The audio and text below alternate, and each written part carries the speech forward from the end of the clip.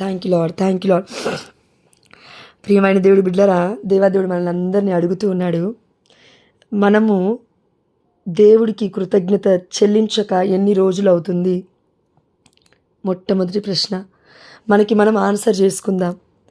దేవుడికి కృతజ్ఞత చెల్లించక ఎన్ని రోజులు అవుతుంది? మన బాధలు, మన కష్టాలు, మన కన్నీళ్ళు, అమ్మో ఏదో అయిపోతుంది, అమ్మో ఏదో అయిపోతుంది, అమ్మో ఏదో అయిపోతుంది అని అనుకుంటున్నాం. కానీ దేవుడికి కృతజ్ఞత చెల్లించడానికి మనకి సమయమే లేదట. అయితే స్తుతి ఆరాధన పక్కకు పెడితే కృతజ్ఞత చెల్లించకపోవడానికి అర్థం ఏంటంటే, ప్రియమైన దేవుడి బిడ్డలారా, 50వ కీర్తన 23వ వచనం అండి. కృతజ్ఞత స్తుతి అను బలి అర్పించువాడు నన్ను గౌరవించును. దేవుని మహిమపరిచినట్లు కాదు, ఇక్కడ వాక్యం సెలవిస్తుంది, నేను కాదు. కృతజ్ఞత స్తుతి అను బలి అర్పించువాడు నన్ను గౌరవించును అంటే, ఈవెన్ ఈ ప్రపంచాన్ని ఏలుతున్న మన తండ్రిని చూసి ప్రతి వస్తువు, ప్రతి ఆ యొక్క మృగాలు, ప్రతి ప్రాణులు ఏవైనా కానివ్వండి, సముద్రంలో ఉండని, బయట ఉండని, భూమిపైన ఉండని, నీళ్ళలో ఉండని, పెద్ద పెద్ద మృగాలు కానీ, ముసళ్ళు కానీ, తాబేళ్ళు కానీ, లేదంటే క్రూరమృగాలు ఏదైనా కానీ, అవన్నీ దేవుని చూసి భయపడుతున్నాయట, దేవుడి చిత్త ప్రకారం నడుస్తున్నాయట. కానీ వాటికి ఇచ్చిన పని అవి చేస్తున్నాయి, కానీ మనమే చేయట్లేమని దేవుడు బాధపడుతున్నాడండి. అదేంటంటే, మనందరికీ దేవుడు ఇచ్చింది తన ఆత్మని. మృగాలకి, పక్షులకి దేవుడి ఆత్మ లేదు, అవి జస్ట్ కేవలం జీవులే. అన్నిటినీ సృష్టించిన తర్వాత ఆది కాండంలో దేవుడు మానవుని సృష్టించాడు అని ఉంది. 6వ రోజు, 7వ రోజు విశ్రాంతి దినం, మనందరికీ తెలుసు. అంటే దేవుడు అన్నిటినీ చేసిన తర్వాత వాటన్నిటిని కూడా ఇదిగో నేల నుండి పుట్టించాడు, నేల నుండి పుట్టించాడు, నేల నుండి పుట్టించాడు అని ఉంది. దాని తర్వాత వీటికి పేర్లు పెట్టడానికి కూడా ఆదాముని తీసుకొచ్చి పేర్లు పెట్టు ఆదాము అని అధికారాన్ని దేవుడు ఆదాముకి ఇచ్చేశాడు మొత్తాని మీద. కానీ ప్రియమైన దేవుడు బిడ్డలారా, ఈ రోజున మనము ఆ అధికారాన్ని కోల్పోవడానికి కారణం ఏంటంటే, దేవుణ్ణి అగౌరవపరచడం. ఇది మనకు తెలియకుండా జరుగుతుంది అని చెప్పడానికి లేదండి కారణం. ఎందుకు అనంటే, we are all Catholics, we all are Christians. 4 generations నుంచి మనము క్రైస్తవులం అని చెప్పుకుంటున్నాం, మా కుటుంబంతో సహా. అందరం పర్ఫెక్ట్గా ఉండలేం కదండి. ఎస్, కాబట్టి కృతజ్ఞతాస్తుతి అర్పించి మన పౌలు శిలాసులాగా మొత్తం చెరసాలలో బంధింపబడి, ఆ యొక్క దుంగల మధ్యలో కాలు కట్టేసేబడి, అదేవిధంగా ఆ భయంకరమైన ఆ యొక్క సంఖ్యలు వేసిన తర్వాత ఆ బంధకాలను విడిపించుకోకుండా వాళ్ళు బాధపడుతూ భయపడుతూ, ఇదంతా కాదు, వాళ్ళు స్తుతించి ఆరాధించారు. దానికి అర్థం ఏంటంటే, దేవుణ్ణి కృతజ్ఞతాస్తుతి బలిని అర్పించడంలో ఎంత శక్తి ఉందో వారికి అర్థమైంది. కానీ ఆ కృతజ్ఞతాస్తుతి అను బలి, ఇది కరెక్ట్గా విందాం, కృతజ్ఞతాస్తుతి అను బలి. కృతజ్ఞత మామూలుగా మనం అందరం, అయ్యా నిన్న చేసిన మేలును బట్టి నీకు స్తోత్రము, ఈరోజు చేసిన మేలును బట్టి మీకు స్తోత్రం అని అంటాం. కానీ అందులో మనం కొంచెం డీప్గా మన హృదయంలోకి వెళ్తే, నిజంగా అది మనం నిజంగా నోటితో ఒప్పుకుంటున్నామా, హృదయంలో విశ్వసిస్తున్నామా? పరిశుద్ధమైన గ్రంథం చెప్తుందండి, ఎవరైతే వారి యొక్క హృదయంలో క్రీస్తే రక్షకుడు అని, యేసే రక్షకుడు అని, దాని తర్వాత ఇంకో పని ఉందండి, వాళ్ళ నోరుతో ఒప్పుకుంటారో వాళ్ళే రక్షింపబడతారు, వాళ్ళే నా బిడ్డలు అని పరిశుద్ధమైన లేఖనాలు చెప్తూ ఉన్నాయి. కాబట్టి ప్రియమైన దేవుడు బిడ్డలారా, మనం అందరం కూడా ఈరోజు ఒకవేళ చనిపోతే నోటితో ఒప్పుకున్నామా? ఈరోజు ఒప్పుకున్నా, నిన్నటి గురించి కాదండి, ఈరోజు అడుగుతున్నాడు దేవుడు. నిన్నటిది అయిపోయింది, పాస్ట్ ఈజ్ పాస్ట్. ఇప్పటివరకు ఈ క్షణం వరకు 7:52 వరకు కూడా పాస్టే అయిపోయింది.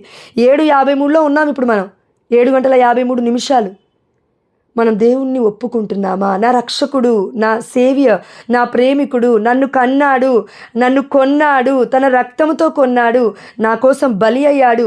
ప్రియమైన దేవుడు బిడ్డలారా, మనమందరం ఒకసారి ఆలోచిస్తే ఈరోజు పరిశుద్ధమైన జపమాలను ఎంతమంది ధ్యానించారో అది మీకే తెలియాలి. Jesus, praise Jesus, we adore you Jesus. కాబట్టి ప్రియమైన దేవుడు బిడ్డలారా, దుఃఖ దేవ రహస్యములు ఒకవేళ ధ్యానించినట్లయితే ఈరోజు దేవుణ్ణి మనము రక్షకుడుగా ఒప్పుకున్నట్లే. అందులో ఉన్న అర్థం మనకు అర్థమవుతుంది, తప్పకుండా ఒప్పుకున్నట్లే అండి. కానీ అది కేవలం బయట అలవాటైపోయి, మనం క్యాథలిక్స్ కదా, మనం క్యాథలిక్స్, అరే మాకు జపమాల తెలుసండి, మాకు దివ్యకారుణ్య జపమాల తెలుసండి, మాకు దివ్యమైన బలిపూజ తెలుసండి, మాకు అడరేషన్ చేపలు తెలుసండి. నేను నన్నే తీసుకోండి, నేను కూడా అంటూ ఉంటాను కదా. ఎస్ ఎస్, తెలిస్తే సరిపోదు. యేసయ్య అంటే తెలిస్తే సరిపోదండి. అందరికీ తెలుసు, ప్రపంచంలో ఉన్న అన్యులకి తెలుసు, ప్రొటెస్టెంట్స్ వాళ్ళకి తెలుసు, లేదంటే మన ముస్లిమ్స్కి తెలుసు, ఎన్ని మతాలు ఉన్నాయో అందరికీ తెలుసు అండి. యేసు యేసు యేసు యేసు అనే పేరు ప్రపంచం మొత్తం మారిమోగుతుంది. కానీ క్యాథలిక్స్ అని చెప్పుకుంటున్న మనలో క్రీస్తు ఉన్నాడా నిజంగా అని మనం ఎలా ఆలోచించాలంటే ఒకటే అండి. చాలామంది బిడ్డలు, తప్పు లేదమ్మా, తప్పుగా అనుకోకండి దయచేసి, మీరు విడుదల కోసం ప్రార్థన చేయండి అని పెడుతున్నారండి. అసలు విడుదల అంటే ఏంటి? అసలు విడుదల ఎందులో ఉంది మనకి? అసలు విడుదలకు అర్థం తెలిస్తేనే కదా విడుదల అవుతుందా లేదా తెలిసేది. విడుదల అసలు విడుదల లేకుండా ఉన్నాను అని నీకు ఎట్లా అర్థమవుతుంది? చాలామంది పెట్టారండి, నేను షాక్ అయిపోయాను. దాదాపు 12-13 మంది పెట్టారు ఈరోజు ప్రేయర్ రిక్వెస్ట్లో. సిస్టర్ ఇట్లా మాకు విడుదల లేదు, డెలివరెన్స్ ప్రేయర్ చేయండి, మా కుటుంబంలో ఏమేమో ఉన్నాయి అని చెప్తున్నారు బిడ్డలు. ఏమండి, దేవుడు మనకి చెప్పాడా అలా? దేవుడు అన్నాడు కదండి, వాటికి శక్తి లేదు, వాక్యానికి శక్తి ఉంది. మొన్ననే కదండి మనం వాక్యం వినింది, నిన్ననే కదండి మనం వాక్యం వినింది.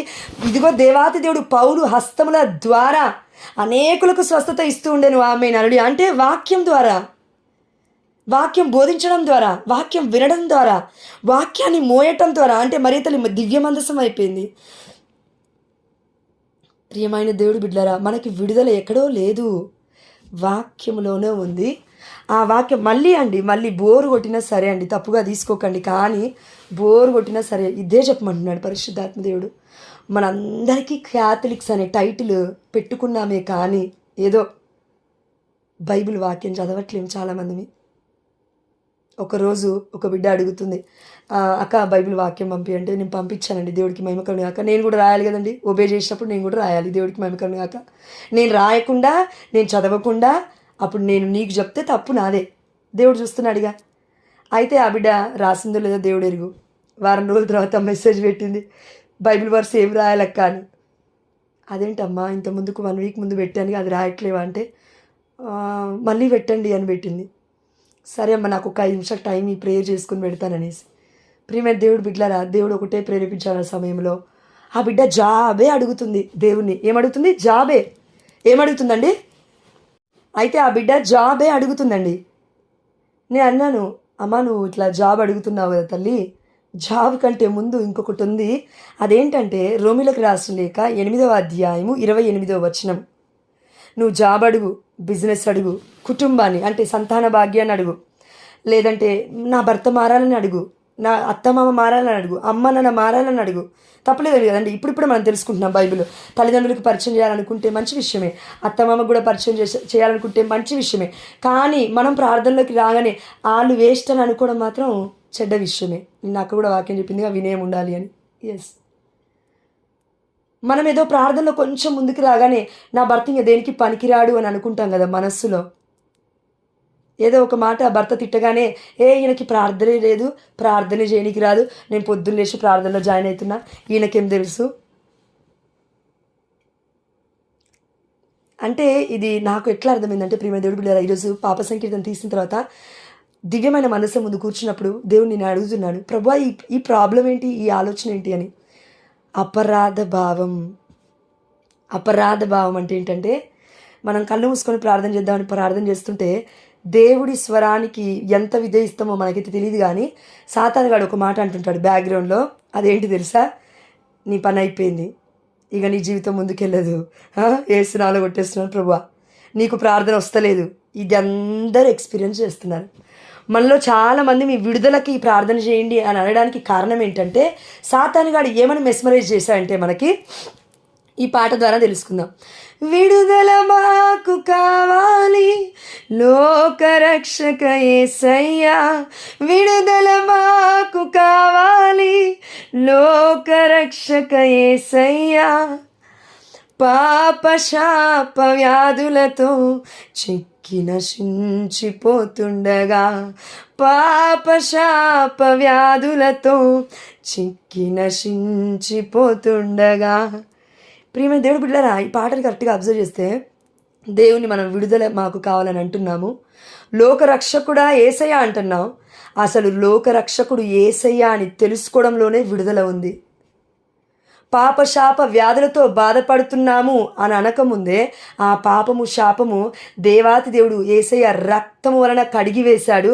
అయితే మన జాబ్ రావాలన్నా, బిజినెస్ రావాలన్నా, భర్త బాగుండాలన్నా, కుటుంబం బాగుండాలన్నా ఈ శాప పాపాలను దేవుడు కడిగేశాడు. కన్నతల్లి అయిన కథోలిక శ్రీసభలో పాప సంకీర్తనం అనే కృప అనుగ్రహాన్ని దేవుడు మనకిచ్చాడు అనే విషయాన్ని మనం మర్చిపోవడమే పాపం. అనే విషయాలను మనం మర్చిపోవడమే అవి ఒక శాపం. దేవుడు శాపం ఇప్పుడు పెడతలేడండి, ఇప్పుడు మనల్ని పెట్టట్లేడు. మేబీ జనరేషన్ నుంచి వచ్చిందని అనుకున్నాం. రిట్రీట్స్కి వెళ్ళాము, ప్రార్థనలు చేసుకున్నాం, ఫాదర్లు చెప్పారు, ప్రవచనాలు చెప్పారు. యేసు రక్తంలో ప్రతి పాప శాపము కొట్టివేయబడునుగాక అన్నప్పుడు ఆమేనని చెప్పాం. మళ్ళీ ఇంటికి వచ్చి మళ్ళీ ఏమంటామంటే అయ్యో ఏమో ఎంటాడుతుందండి నన్ను, జీవన్ మరణములు నీ నోట పెట్టాను, నువ్వేం చెప్తావో అదే జరుగుతుంది ప్రియమైన బిడ్డ అని సామెతలు 18:21 దేవదేవుడు చెప్తున్నాడు. ప్రియమైన దేవుడు బిడ్డలారా, మెట్టుగూడ చర్చిలో ఒక బిడ్డ కలిసినప్పుడు తను అన్నిరాలండి పాపం. ఏసే అంటే అంత తెలియదు, బైబిల్ ఎక్కువగా చదవలేదు. ఆ తల్లి బిడ్డలు ఇద్దరు వచ్చి మాట్లాడుతున్నప్పుడు ఆమె అంటూ ఉంది, అక్క నా వల్ల అయితే లేదు, నాకు ఇట్లుంది. ఇంకా మాట్లాడుతూనే ఉందండి కంటిన్యూస్గా, అసలు గ్యాప్ ఇవ్వట్లేదు. అయ్యో ఏంటి ప్రభు ఇట్లా మాట్లాడుతుందని మనసులో అనుకుంటున్నాను, ఏం మాట్లాడాలి ప్రభు నాకేం అర్థం కావట్లేదని. ప్రియమైన దేవుడు బిడ్డ నేను అన్నాను, అమ్మ ప్రేయర్ గ్రూప్లో జాయిన్ అవ్వమా, దయచేసి నువ్వు జాయిన్ అవుతే ఆ టైంకి నువ్వు జస్ట్ వినుమా, నువ్వేం చేయాల్సిన అవసరం లేదు, ప్రార్థన కూడా ఏం చేయాల్సిన అవసరం లేదు, నువ్వు విను అంతే. వాక్యం విన్న తర్వాత బైబిల్ ఉంటే బైబిల్ ఆ రోజు ధ్యానించిన వాక్యం నువ్వు చదువుకో అని చెప్తే ఆ బిడ్డ సరే సరే సరే అనిందండి. నెంబర్ కూడా తీసుకుంది. నేను కాల్ చేశాను, ఆల్మోస్ట్ 2 వారాల నుంచి కాల్ చేస్తున్నా, లిఫ్ట్ చేస్తలేదు. ఒకవేళ ఆ బిడ్డ అనిరాలు కాబట్టి ఆ బిడ్డకు అర్థం కావట్లేదు దేవుడి యొక్క వాక్యం శక్తి. మనందరం క్యాథలిక్స్. ఎందుకు దేవుడు ఈ మాట అంటున్నా అంటే ప్రియమైన దేవుడు బిడ్డలారా, ఈరోజు దేవుడు నాతో మాట్లాడిందండి. అదేంటంటే 6 నెలలు ఎవరైనా సహవాసం చేస్తే మన పిల్లలు, లేదంటే మనం, ఒక స్నేహితురాలు ఉందనుకోండి మనకి, ఒక స్నేహితుడు ఉన్నాడు అనుకోండి మనకి, మనం ఏం చేస్తాం 6 నెలలు సహవాసం చేస్తామనుకో, వీళ్ళు వాళ్ళైపోతారు, వాళ్ళు వీళ్ళైపోతారండి. ఎంత ఈజీగా ఉంది చెప్పుకోవడానికి, ఇది నిజంగా అవుతుంది. అయ్యో ఈ రోజుల్లో 6 నెలలు కూడా అవసరం లేదండి. ఒక చిన్న వీడియో గేమ్లో కలుస్తారు పిల్లలు, ఒక చిన్న ఇన్స్టా రీల్లో కలుస్తారు, ఇన్స్టా చాట్లో కలుస్తారు, ఫేస్బుక్ చాట్లలో కలుస్తారు. ఎవరో చేస్తున్నారు ఆ పని, దేవుడు బాధపడుతున్నాడండి. అయ్యగారా దేవుడు బాధపడుతున్నాడు. ఏం చేస్తున్నావు, భార్యను పెట్టుకొని ఇంట్లో నువ్వెవరితో చాట్ చేస్తున్నావు? కాబట్టి ప్రియమైన దేవుడు బిడ్డలారా, దేవదేవుడు చెప్తున్నాడు 6 నెలలు. మనకి ఎగ్జాంపుల్ అండి, ఇది సేయింగ్ ఒకటి ఉంది, ఈ లోకోక్తి అంటాం దాన్ని. 6 నెలలు అరే నువ్వు ఏమంటారు ఆ యొక్క బ్యాడ్ ఫ్రెండ్తో, ఆ యొక్క చెడు స్నేహాలతో నువ్వు ఉండకు, ఇటు వచ్చే అంటారు మనం తల్లిదండ్రులుగా ఉంటే. పాపనైతే ఇంకా భయంకరం, మొత్తం స్ట్రిక్ట్గా పెట్టేస్తాం. తుమ్మినా పాపమే, దగ్గినా పాపమే, బయటికి పోయినా పాపమే, ఎవరైనా చిన్న అబ్బాయితో మాట్లాడుతున్న పాపమే, 2వ క్లాస్ కానీ 3వ క్లాస్ కానీ 5వ క్లాస్ కానీ 10వ క్లాస్ కానీ, ఇంకా ఇంటర్మీడియట్ అయితే ఇంకా భయంకరం. ఏం మాట్లాడుతున్నావు పక్కింటి అబ్బాయితో అని. అంటే మన చూపులు పచ్చకామెరలు ఉంటే మొత్తం లోకమంతా పచ్చగా కనబడుతుంది, అపరిశుద్ధత ఉంటే మొత్తం అపరిశుద్ధంగా కనబడుతుందండి. ఇదైతే నిజం. ఎవరో అంటున్నారు పిల్లల్ని, అందుకే దేవుడు బాధపడుతున్నాడు. 6 నెలలు వాళ్ళం వీలైతాం, వీళ్ళం వాళ్ళైతాం. అంటే ఒకవేళ మంచివాడి యొక్క ప్రయత్నంలో మనం వెళ్ళామనుకో మంచోళ్ళం అవుతాం. చెడు స్నేహము తెలిసినప్పటికీ పదే అయ్యో నేను చెడిపోతున్నానని తెలిసినప్పటికీ మళ్ళీ అదే ఫ్రెండ్షిప్లో మనం వెళ్ళామనుకో చెడిపోతాం కదండి. 6 నెలలు కథం అయిపోయింది లైఫ్. ఎన్ని సంవత్సరాలు పోషించారో ఆ బిడ్డని ఆ తల్లిదండ్రులు. ఎంత ఆలోచనలు పెట్టుకున్నారో, అయ్యో నా బిడ్డ జాబ్ చేయాలి, బిజినెస్ చేయాలి, ఆనందంగా ఉండాలి, నేను చదువుకోలేదు, నేను రైతుని, నా బిడ్డ ఆనందంగా ఉండాలని ఉన్నది లేనట్టుగా అన్నీ ఊడ్చిపెట్టి పెట్టేస్తారు తల్లిదండ్రులు. కానీ ఈ రోజులలో ఉన్న మనము యువత అమ్మ నాన్న పట్టించుకోము. వాళ్ళు ఎంజాయ్ చేయలేదండి, అది దానికి కారణం నేనా ఎవరు అంటున్నాము. కానీ ప్రియమైన దేవుడు బిడ్డల వాళ్ళు సాక్రిఫైస్ చేశారు, త్యాగం చేశారు. వాళ్ళు దేనికంటే నిన్ను నన్ను ప్రేమిస్తున్నారు కాబట్టి తల్లిదండ్రులు త్యాగం చేశారు వారి జీవితాన్ని. ఇప్పుడు మనమేమనుకుంటామంటే, ప్రియమైన దేవుడు బిడ్డలు తప్పుగా అనుకోద్దు కానీ, మా అమ్మని ఎప్పుడైనా ఏదైనా అంటే మామూలుగా మాట్లాడుతున్నప్పుడు మా అమ్మ అంటది, ఇంకో నీకు అదేంటి గర్భఫలం వచ్చిన తర్వాత నీకు పిల్లలు పుట్టిన తర్వాత అప్పుడు అర్థమవుతుంది నా బాధ నీకు, నన్ను అనడం కాదు, ఊరికే ప్రార్థన చేయి, లేదంటే బైబిల్ చదువు, ఏం చదువుతున్నావు, ఏం చేస్తున్నావు అని గద్దించడం కాదు, నువ్వు చేస్తున్నావా నువ్వు చేయి. మా అమ్మ అంటదండి ఒక్కొక్కసారి, అప్పుడు తెలుస్తుంది నీకు పిల్లల్ని కన్న తర్వాత ఎన్ని బాధ్యతలు ఉంటాయని. అంటే ప్రియమైన దేవుడు బిడ్డరా, మా అమ్మ ఏం చెప్తుందంటే, ఒక తల్లి బిడ్డని ఎంత ఆప్యాయతంగా చూసుకుంటుందంటే, తన ప్రాణాన్నైనా పణంగా పెడుతుంది. ఎక్కడ? డెలివరీ టైంలో. ఈ ప్రేమ ఎంత గొప్పదంటే డెలివరీ పెయిన్స్ అటు ఇటు అయితే తల్లి చనిపోతుందని డాక్టర్లు చెప్పినప్పటికీ బిడ్డని కనడానికి సిద్ధపడుతుంది ఆనందంగా ఆ తల్లి. కానీ ఆ తల్లి మనల్ని చూడడానికి ఎంత ప్రయాసపడింది కదా. 9 నెలలు 9 నెలలు అండి. వామ్మో, 1 నిమిషం కాదు. ఈ రోజులలో భార్యాభర్తల మధ్యలో ఎందుకు గొడవలు అవుతున్నాయి? 9 నెలలు ఆగలేరు, 10 నెలలు ఆగలేరు, సంవత్సరం ఆగలేము. డబ్బు ఎక్కువ ఉందనుకోండి, ఇంకా తల్లిదండ్రులకి కూతురుతో అంటారు, ఇడిచిపెట్టి వచ్చేసాయి, నేను చూసుకుంటుందా. ఎందుకమ్మా కానింది? పిల్లల్ని కోసి కారం వండుకోవడానిక? కారం వేసి. భార్యాభర్తలుగా పెళ్లి చేసుకుని అయిపోయిన తర్వాత ఒకసారి వాళ్ళిద్దరు కలిసిన తర్వాత దేవుళ్ళు ఏకశరీరం అయిన తర్వాత అలా నువ్వు విడగొడుతున్నావంటే అది మంచి విషయం కాదు. అది దేవుడికి ప్లీజింగ్గా ఉండదు, దేవుని సంతోషపెట్టలేదండి. ప్రియమైన దేవుడి బిడ్డలారా, అంటే మనం అందరం ఏం మాట్లాడుకుంటున్నామంటే ఈ యొక్క భార్యాభర్తల విషయంలో మన యొక్క దాంపత్య జీవితంలో కాన్స్టాంటిటీ, స్థిరత్వం లేదు. ఒక తల్లి బిడ్డల మధ్యలో ఆప్యాయతలో మనకి స్థిరత్వం లేదు. అదే ఇంకొక దాంట్లో స్థిరత్వం ఉందండి. అది ఏంటంటే డబ్బులు, పొలం కాగితాలు, ఇండ్ల కాగితాలు, కోర్టు కేసులు, వీటిలో బాగా స్థిరత్వం ఉంది. మా అన్నయ్య నాకు ఎదురు తిరిగాడా, మా అక్క నాకు ఎదురు తిరిగిందా, మా చెల్లె నాకు ఎదురు తిరిగిందా, మా అమ్మ వాళ్ళకి మా నాన్నకి 3 ఇండ్లు ఉన్నాయి, 3 ఇండ్లు వాళ్ళే రాపించుకున్నారు, నా వంతేది అని అడిగిందంట. నాలంట ఒక మనలో నుంచి ఎవరో దేవుడు చెప్తున్నాడు. ప్రియమైన దేవుడు బిడ్డలారా, డబ్బుకు ఆశపడితే, నిజంగా చెప్తున్నాను ప్రియమైన దేవుడు, తప్పుగా అనుకోవద్దు దయచేసి. మా ఆయన ఎప్పుడు భయపడతాడు, ఎవరికైనా ఇచ్చేస్తారేమో, నా పేరు మీద లేదు ఆస్తి, నా తమ్ముడి పేరు మీద లేదు ఆస్తి అంటే కోపం వచ్చినప్పుడు అంటారు కదండి పాపం పెద్దవాళ్ళు. చూసుకున్నప్పుడు ఏమంటారంటే, ఇదిగో నువ్వు ఇట్లనే ఎదురు తిరిగి మాట్లాడావంటే మేము ఆ యొక్క ఆర్ఫనేజ్కి రాసిస్ చేస్తాం డబ్బులు మొత్తం అని అన్నప్పుడు మా ఆయన భయపడిపోతాడు. నాకు భయం ఉండదు, చీకుండదు, చింత ఉండదు. ఎందుకు? ఇవ్వాల్సింది ఎవరు? మనుషులు కాదు. ఇవ్వాల్సింది ఎవరు? మనుషులు కాదు. అలా అని తప్పుగా అనుకోకండి. అమ్మో అట్లా అంటే అత్త మామ అమ్మ నాన్న అందరూ వేస్ట్ అంటే అట్లా కాదండి నేను అనేది. ఒకవేళ వాళ్ళు పోకముందే మనం పోతే పరిస్థితి ఏంటి? అది ఆలోచించామా? నాకు పొలం కాగితాలు కావాలి, ఇంటి కాగితాలు కావాలి, కోర్టు కాగితాలు కావాలి, ఇవన్నీ నేను పెట్టి కోర్టులో కేసు వేసి మొత్తం అలా లాక్కొస్తా అంటే నా పరువే పోయేది, కుటుంబ పరువే పోయేది. ప్రియమైన దేవుడి బిడ్డల వాక్యం సెలవిస్తుంది కదండి, పరిశుద్ధమైన లేఖనాలలో ఒకటి ఉంటుంది, నేను అక్కడ చదివానండి, బట్ తీసి పెట్టుకోలేదు నేను. కానీ అక్కడ ఉంటుంది, యేసు ప్రభుల వారే అంటారండి, ఏమని అంటే, ఎస్ లార్డ్, థ్యాంక్ యూ.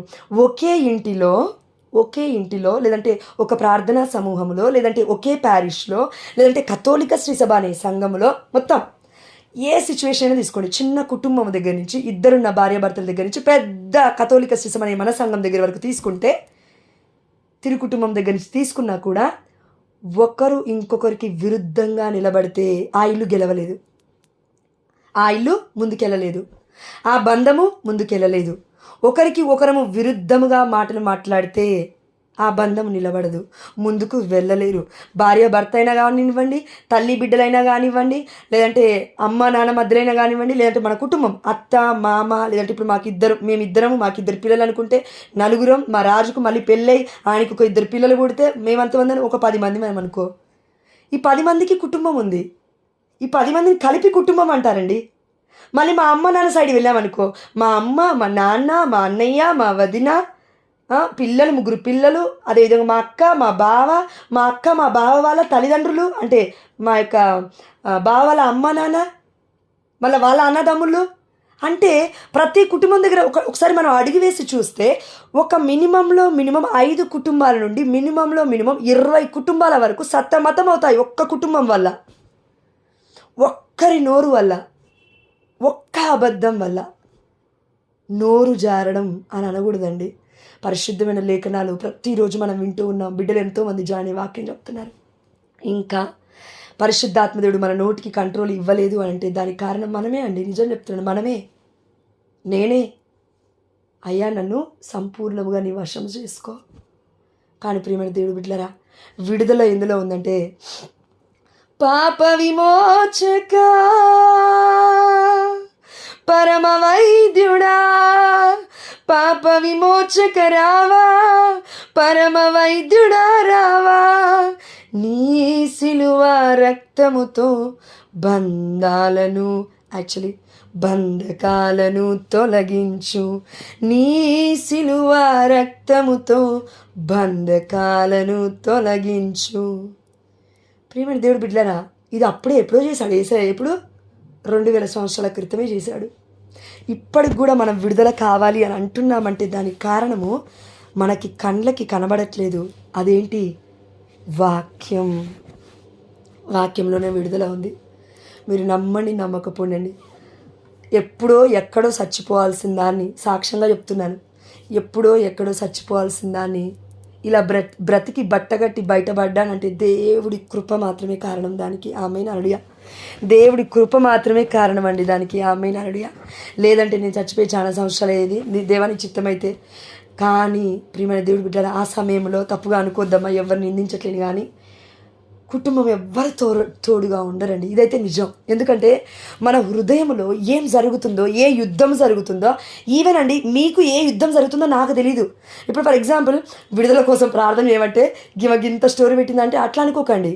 ఇది తెలుసుకుంటే సత్యం, మనము నువ్వు నా మీద ఇంకా ఇంకొకసారి డిపెండ్ అవ్వు, నేను నీ మీద డిపెండ్ అవ్వను. ఎవరి మీద డిపెండ్ అవుదామంటే ఆధారపడదామంటే దేవుడి మీద. నిన్న అక్క వాక్యం కూడా చెప్పింది, దావీదు సంపూర్ణంగా దేవుడి మీద ఆధారపడ్డాడు. మనకి ఇర్మియా గ్రంథం 17:5 కూడా ఉంది కదండి, ఎవరైతే దేవుణ్ణి విడిచిపెట్టి మానవుడి మీద ఆధారపడతాడో వాడు శాపగ్రస్తుడు. చూడండి, బైబిల్ ఏదైనా ఒక్కసారి ఇది పాపం అని చెప్పిందంటే పాపం అది, శాపం అని చెప్పిందంటే శాపం అది. ఇది అతిక్రమం, మోటల్ సిన్, అతి ఘోరమైన చావైన పాపం అని చెప్పిందంటే అది చావైన పాపం అది. ప్రియమైన దేవుడు బిడ్డరా, కానీ మనకి ఎట్లా కనబడుతుందంటే లైట్లే, పర్లేదులే, రేపు చూసుకుందాంలే, ఎల్లుండి చూసుకుందాం. ఏందయ్యా మీ ఆవిడ మాట్లాడినట్టు అనుకున్నావా? ఏందమ్మా నీ హస్బెండ్ నీతో మాట్లాడినట్టు నా హస్బెండ్ నాతో మాట్లాడినట్టు అనుకుంటున్నావా? ఏంది దేవుడు మాట అంటే? మనం అట్లనే అనుకుంటున్నామండి చాలామందివి. లేదంటే నిన్న అక్క వాక్యం చెప్పిన తర్వాత ఎంతమంది ప్రిపేర్ అయ్యారు? ఎంతమంది మళ్ళీ బైబిల్ వాక్యం తీశారు? లేదు, చాలా మట్టుకున్నాము. ఎందుకు? ఎక్కింది అప్పటికప్పుడు ఆనందం. అక్క బాగా చెప్పావే, ఆ అక్క ఎప్పుడు ఆనందపడుతుందంటే, పరిశుద్ధాత్మ ప్రేరణ వల్ల ఉన్న బిడ్డలు ఎప్పుడు ఆనందపడతారంటే, ఇప్పుడు పోపు గారు రాని, తండ్రి వారు రాని, బిషప్ గారు రాని, పారిష్ ప్రీస్టులు రాని, ప్రధాన యాజకులు రాని, పెద్ద పెద్ద ప్రీచర్స్, క్యారిస్మాటిక్ ప్రీచర్స్ రాని, మన రెవరెండ్ ఫాదర్ రవి గారు రాని, సిరిల్ ఫాదర్ గారు రాని, లేకపోతే మన క్రీస్తురాజు ఫాదర్ గారు, బెన్నీ ఫాదర్ గారు, వీళ్ళందరూ పవిత్ర యాజకులు ఎంతమంది వచ్చి చెప్పినా కూడా ఒకటే మాట చెప్తారు. అదేంటంటే, మేము చెప్పేది మేము చెప్పాము, పరిశుద్ధాత్మ ప్రేరణ వల్ల మేము నేర్చుకునేది నేర్చుకుంటాం, బైబిల్ ఉంది కాబట్టి. అయితే విన్నా మీరేం చేస్తున్నారు? క్రియలేవి? నిన్న వాక్యం విన్నాం అక్క చెప్పినప్పుడు, క్రియలేవి.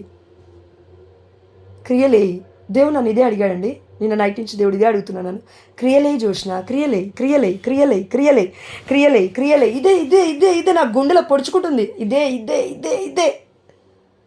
ప్రియమైన దేవుడి బిడ్డలారా, తప్పుగా అనుకోదు కానీ కొన్ని ఎగ్జాంపుల్స్ పరిశుద్ధాత్ముడు నా కళ్ళ ముందు ఇట్లా చూపిస్తున్నాడు. మనకి తినడానికి మామూలుగా శక్తి కావాలి, అది శారీరకమైన శక్తి. లేవాలి, ఒక దగ్గర కూర్చుంటే లేవాలి, వంట రూమ్లోకి వెళ్ళాలి, ప్లేట్ బాగోలేకపోతే కడుక్కోవాలి, అన్నం పెట్టుకోవాలి, కూర పెట్టుకోవాలి, దాని తర్వాత తినడానికి ఈ యొక్క చెయ్యి మొత్తం ఉపయోగించి ఆ బలం కొంచెమన్నా ఇట్లా కలుపుతాముగా రైస్ ప్లేట్ని ఇంకో చేత్తో పట్టుకోవాలి. మినిమం శారీరకంగా కొంచెం బలం అనేది అవసరం.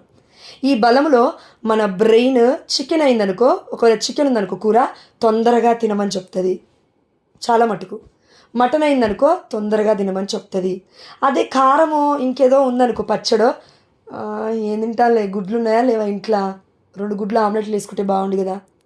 అంటే ప్రియమైన దేవుడు బిడ్డలారా, ఈ శారీరకమైన తిండి తినడానికి మనం ఎంత బలాన్ని ఉపయోగిస్తామంటే, ఈ బ్రెయిన్ని, మన హార్ట్ అది కూడా వెళ్తుంది అక్కడికి, ఈ దేహం ఎక్కడికి వెళ్తుంది, కాళ్ళు అక్కడికి వెళ్తాయి, చేతులు అక్కడికి వెళ్తాయి, మనసు అక్కడికి వెళ్తుంది, ఆలోచనలు అక్కడికి వెళ్తాయి. బుద్ధిపూర్వకంగా ఇష్టపడి మరీ తింటాము తిండిని.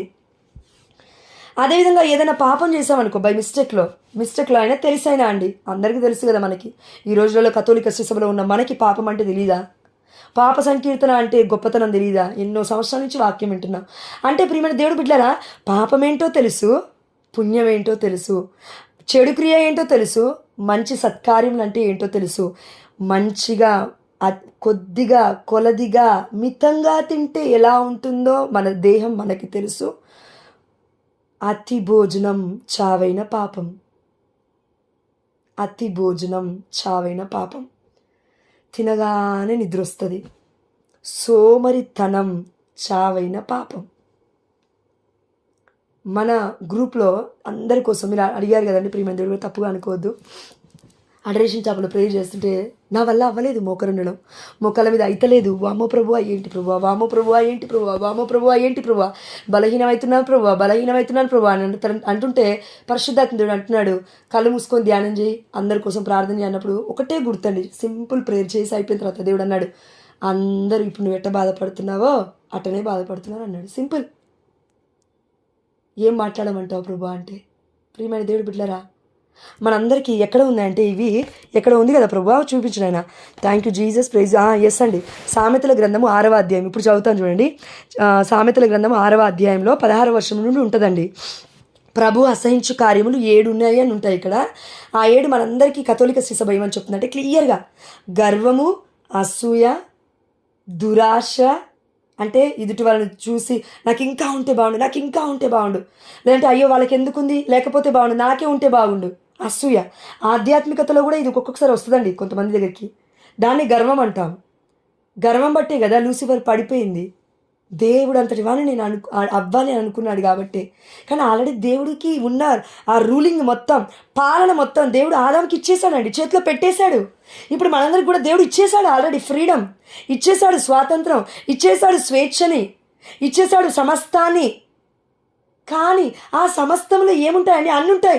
జాబ్ ఉంటుంది, బిజినెస్ ఉంటుంది, బిడ్డలు ఉంటారు, దీవెన, అన్ని దీవెనలు ఉన్నాయండి. కానీ మన ఫోకస్ అంతా ఎటుపోతుందంటే దేవుడి మీదకి పోతలేదు, ఇవన్నీ ఇచ్చే దేవుడి మీదకి పోతలేదు, ఆ సమస్య మీదకో లేదంటే ఆ అవసరత మీదకో వెళ్తుంది.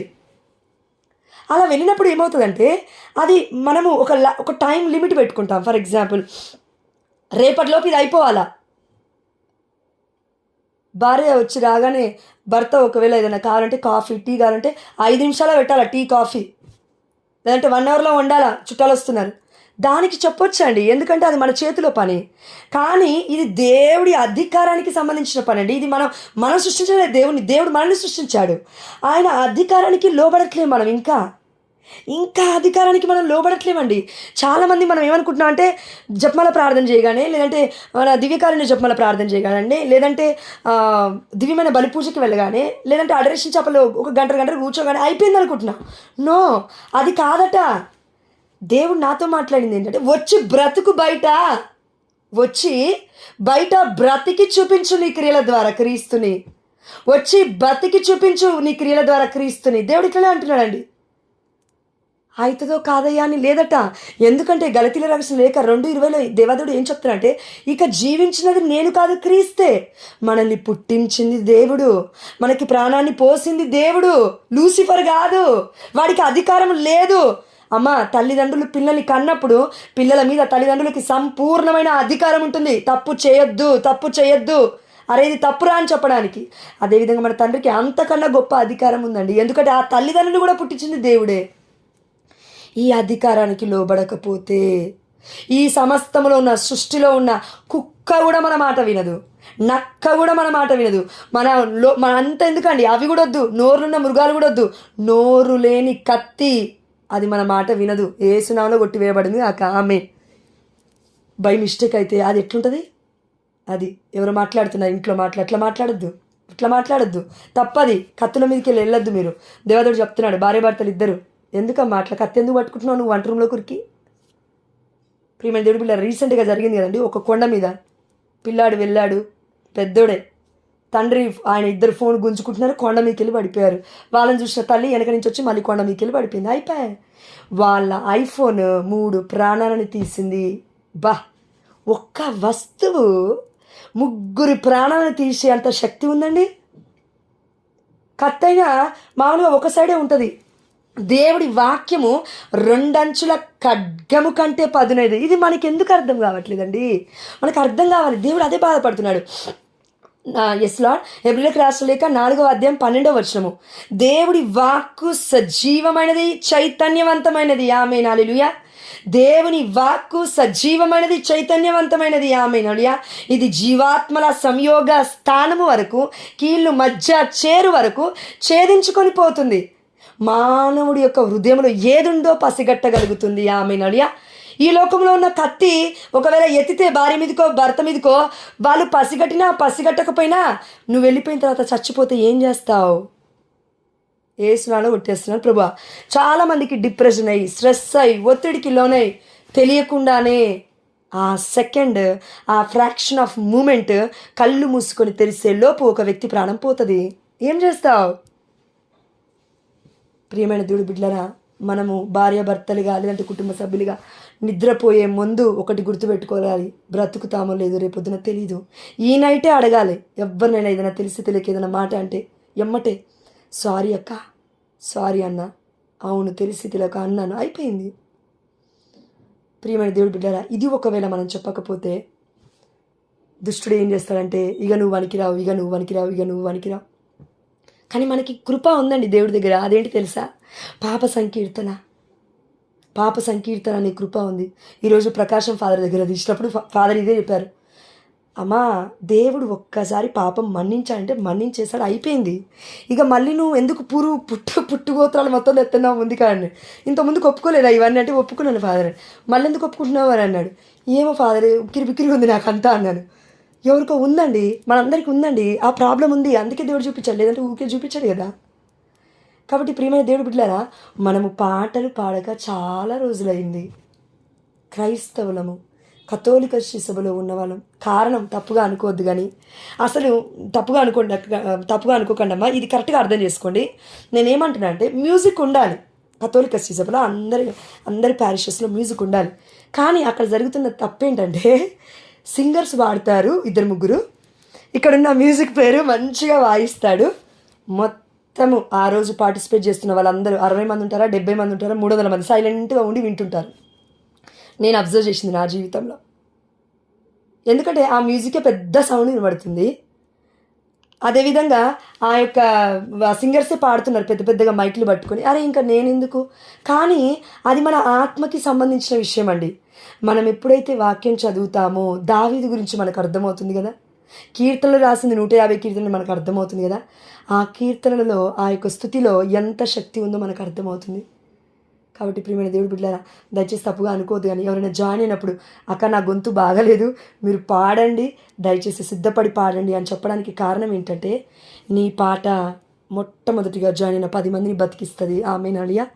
నువ్వు పాడే పాట ఇంకో 10 మందికి ఓదార్పునిస్తుంది. ఆమేన్, హల్లెలూయా. గ్రూప్లో జాయిన్ అవ్వడం, గుంపులో గోవిందని కాదండి దీనికి అర్థము. మనం అందరం వచ్చింది యేసయ్య కోసం, గ్రూప్లోకి పిలిచిందే దేవుడు, మనకి భిక్ష పెట్టిందే ప్రార్థన అని దేవుడు. ఇప్పుడు ఆ ప్రార్థనా జీవితాన్ని మనం మెల్లమెల్లగా వెనక్కి వెళ్ళిపోవడానికి కారణం ఏంటో తెలుసా? తప్పుగా అనుకోవద్దు కానీ, సామెతల గ్రంథము 5వ అధ్యాయము 5వ వచనం నుండి, వేటగాని చేతి నుండి విడుదల మాకు కావాలి అని ప్రార్థన మనం ఎందుకు చేస్తున్నాం తెలుసా? అయ్యో మాకు విడుదల లేదండి అని మనకి ఎందుకు అనిపిస్తుంది తెలుసా? కారణం ఇదే. వేటగాని చేతి నుండి లేడీ తప్పించుకొనున్నట్లుగా. ఇది మనకు అర్థం కావాలి. ఎగ్జాంపుల్, వేటగాడు ఎలా ఉంటాడంటే ఫుల్గా చాలా ఆరి తేరి ఉంటాడు. ఆ యొక్క జింకను, ఆ యొక్క లేడీని పట్టుకోవడానికి ఎన్నో కుయుక్తులు పన్నుతాడు ఆయన. ఎక్కడి నుంచి వస్తుంది, ఏ పొద దగ్గర నుంచి వస్తుంది, అన్నీ కనిపెడుతూ ఉంటాడు సరౌండింగ్స్ మొత్తం. అంటే ఎక్స్పీరియన్స్ అయిపోయింది ఆయనకి. ఇప్పుడు చేపలు పట్టుకునే పేతురికి ఏ విధంగా అయితే చేపలు ఎక్కడ పడతాయో ఎక్స్పీరియన్స్ ఉందో, అదేవిధంగా వేటగాడికి ఆయన పనే అది. కాబట్టి ఎక్స్పీరియన్స్ ఉంది అందులో. అప్పుడు ఆయన ఏం చేస్తాడంటే, ఎక్కడి నుంచి వస్తుంది ఏంటని అన్ని ఇట్లా పసిగట్టుకొని ఉంటాడండి. ఒక సింహం ఏ విధంగా అయితే ఆ యొక్క జింకని తినేద్దాము అని పొదల మధ్యలో దాక్కొని అని చూస్తుంటుందో, వేటగాడు కూడా అదే పరిస్థితిలో ఉంటాడు. అప్పుడు ఒక బాణం వేయగానే చిక్కిపోతుంది అది. ఇక్కడ వేటగాడంటే దుష్టుడు, లేడీ అంటే నువ్వు నేను. ఇప్పుడు వాడికి మనం దొరికిపోతున్నామంటే కారణాలు చూద్దాం. బోయ చేతి నుండి పక్షి తప్పించుకొనున్నట్లుగా. బోయ అంటే మనకు తెలుసు, ఇప్పుడు మామూలుగా కొంతమంది పక్షుల్ని పట్టుకుంటారు, పిట్టల దొరలు అంటారు కదా వాళ్ళని. వాళ్ళు ఎక్కడన్నా సరే క్లియర్గా వాళ్ళు ఒక రాయేసి కొడితే అది చచ్చిపోయి కింద పడిపోతుంది, వెళ్ళి తీసుకొని వండుకునే వాళ్ళు కూడా ఉంటారు. అంటే ప్రియమైన దేవుడు బిడ్డలారా, ఈ యొక్క పక్షి అక్కడ ఏం చేస్తుందంటే ఫ్రీడమ్గా స్వేచ్ఛగా ఉంది. ఇది ఏ స్వేచ్ఛ? ఈ లోక స్వేచ్ఛ. ఆత్మలో దేవుడిచ్చిన స్వేచ్ఛ కాదు. ఈ లోకంలో కూడా స్వేచ్ఛ ఉందండి. దేవుడు నాకొద్దు, యేసయ్య నాకొద్దు, ఆయన పేరే నాకొద్దు. ఎందుకంటే క్రమశిక్షణగా ఉండాలి. యేసయ్యలో నేను ఉంటే, ప్రార్థన కావాలి. యేసయ్యలో నేను ఉండాలంటే పరిశుద్ధంగా జీవించాలి. వామ్మో నా వల్లేడైతుంది. దివ్యమైన బలి పూజకి వెళ్ళాలి. వామ్మో నా వల్లేడైతుంది. పొద్దున 3 గంటలకు లేచి ప్రార్థన చేయాలి. వామ్మో నా వల్లేడైతుంది. ఈ స్వేచ్ఛ అంటే ఈ లోకంలో బ్రతుకుతున్న మనము ఇది దేవుడిచ్చిన స్వేచ్ఛగా అనుకోకుండా ఇవన్నీ బంధకాలుగా ఫీల్ అయ్యి మనము ఈ లోకంలో అడుగు పెట్టడమే. బోయగాడి చేతిలో దొరికిపోతాం. పక్షి అనేది మామూలుగా మనతో పోల్చుకుంటున్నాము, కానీ బోయగాడిని సాతానుతో పోలుస్తున్నాము. కానీ కొత్త నిబంధనలో పక్షి అంటే సాతానుతో కూడా పోల్చబడింది. దాని పనేంటి? విత్తిన ప్రతి వాక్యం వచ్చి ఆ హృదయం నుండి తీసుకెళ్ళి దొంగిలించి ఎక్కడో పడేత్త తీసుకుపోయేది. అందుకే మనకి నిన్న అక్క వాక్యం ఏం చెప్పిందో గుర్తుండదు పరిశుద్ధాత్మ ప్రేరణ ద్వారా. మొన్న అక్క ఇంకో వాక్యం ఏం చెప్పిందో మనకు గుర్తుండదు. ఎందుకు? అసలు మనం చేయాల్సిన ప్రయత్నమే మనం చేయట్లేం కదా. ఒకవేళ ఏ బిడ్డ అయినా వాక్యం చెప్పాలంటే మినిమం వారం రోజుల నుంచి ప్రార్థన చేసుకుంటారు, 3 రోజుల ముందైనా ప్రిపేర్ అవుతారు. లేదు పరిశుద్ధాత్మ కృప వల్ల గిఫ్ట్ ఆఫ్ అండర్స్టాండింగ్ అంటే అర్థం చేసుకునే వరాన్ని దేవుడు ఆటోమేటిక్గా ఆ సమయంలో అందరి హృదయాలను బట్టి ఏం మాట్లాడాలో దేవుడిచ్చిన జ్ఞానం వల్ల మాట్లాడుతుంటారు కొంతమంది. అది దేవుడు ఇవ్వాలి. హెవెన్ నుంచి, పరలోక రాజ్యం నుంచి వస్తాయి ప్రతి మంచి బహుమతి, ప్రతి వరము కూడా. అంటే ప్రియమైన దేవుడు బిడ్డలారా, ఆ బోయ చేతి నుండి ఒకవేళ ఆ సింహము నుండి అంటే గర్జించు సింహం వల్ల ఎవరిని మృంగుదునా అని చూస్తున్నా వీడి కబంధపు హస్తముల నుండి, దుష్టుడి నుండి, సాతాను నుండి మనం తప్పించుకోవడానికి దేవుడు మార్గాన్ని చూపించాడు ఆల్రెడీ. అదేంటి? 6వ వచనము, సోమరి చీమలను చూడుము. నాతో అయితే దేవుడు మాట్లాడండి. మీరు తీసుకోకపోయిన వాక్యం నేనైతే తీసుకుంటాను. నాతో అయితే దేవుడు మాట్లాడాడు. నిజంగా నేను సోమరిగానే అనిపించింది నాకు ఈ మాట వింటుంటే. సోమరి చీమలను చూడుము, వాని జీవితము చూచి బుద్ధి తెచ్చుకొనుము. వానికి నాయకుడు లేడు కదా, పర్యవేక్షకుడు. అంటే ఏం చేస్తున్నావు, క్రమశిక్షణగా ఉన్నావా, తిన్నావా, పోయావా, నేను నిన్ను ప్రేమిస్తున్నానని యేసయ్యలాగా ఓదార్చడానికి ఎవరు లేరు. ఎవరికి? చీమలకి. బతికావా, ఉన్నావా, పోయావా, సాగు చేయడానికి కూడా మన కథోలిక శ్రీ సభలో ఇప్పుడు మన ప్రకాశం అంకులు చనిపోయారు. మీరక్క వాళ్ళ నాన్న, సరోజిని ఆంటీ వాళ్ళ హస్బెండ్ తీసుకెళ్ళి మొత్తం ఆ యొక్క అంత్యక్రియలని జరిపించారు ఒక ప్యారిష్ ప్రీస్ట్ ద్వారా. ప్రియమైన దేవుడి బిడ్డలారా, మనందరికీ మన కథోలిక శ్రీ సభలో ఇది ఉందండి. కానీ కొంతమంది బిడ్డలు పాపం రోడ్ల మీద అండి, ఎప్పుడు పుడతారో తెలియదు, ఎట్లా చచ్చిపోతారో తెలియదు. రోడ్డు యాక్సిడెంట్ చచ్చిపోయిన వాళ్ళకి ఎక్కడో తీసుకెళ్ళి అట్లా పడేస్తారు, శవాల కుప్పల్లాగా మార్చిరిలో వేసేస్తారు, కాల్చేస్తారు ఉన్న దేహాన్ని మొత్తం. అడుగుతారు అంతకంటే ముందే ఈ శవం ఎవరికి సంబంధించింది, ఈ శవం ఎవరికి సంబంధించింది అని న్యూస్ పేపర్లో కూడా వేస్తుంటారు కదండి, మనం చూస్తున్నాం. అట్లా అండి మనం బ్రతికి చచ్చిపోయేది. ప్రియమైన దేవుడి బిడ్డలారా, వాడి కబంధపు హస్తముల నుండి తప్పించుకోవడం అంటే ఏం లేదండి. దేవుడు చెప్తున్నాడు, ఈ లోకం స్వేచ్ఛ అనిపిస్తుంది మనలో చాలామందికి. మొబైల్ చూడడం పిచ్చిగా ఏదైనా దేవుడిది కాకుండా, అరే బాగుందండి, స్వేచ్ఛగా ఉంది, ఆనందంగా ఉంది, కన్నులకి కనువిప్పుగా ఉంది, ఏవవలే. ఇప్పుడు ఈ రోజుల్లో ఏఐ టెక్నాలజీ వచ్చేసింది. ప్రియమైన దేవుడి బిడ్డలారా, ఎంతమంది జాబులు పోతాయో దేవుడికే తెలవాలి. దేవుడికి మహిమ కలుగును గాక. ఎందుకంటే ఇచ్చింది దేవుడే, తీసుకుంది కూడా దేవుడే అని ఏ విధంగా అయితే యోబు ప్రార్థించాడో. అగ్నిగుండంలో పడ్డప్పుడు షడ్రకు మేషక్ అబేద్నెగోలు దేవుని స్తుతించారు. కానీ ప్రియమైన దేవుడు బిడ్డలారా, వారిని చూసి మనం నేర్చుకోవాల్సింది ఏంటి తెలుసా? వాళ్ళు అగ్నిగుండంలో పడ్డప్పటికీ కూడా స్తుతించారు. కానీ మనం అగ్నిగుండంలో పడాల్సిన అవసరం కూడా లేదు. జస్ట్ సగదాగితే చాలు. దేవుడున్నాడా? ఏంటి దేవుడు ఆ శోధిస్తున్నావు నువ్వు దేవుని పట్టుకొని? అందుకే ప్రియమైన దేవుడు బిడ్డలారా, దేవుడు తప్పు అస్సలే ఉండదండి.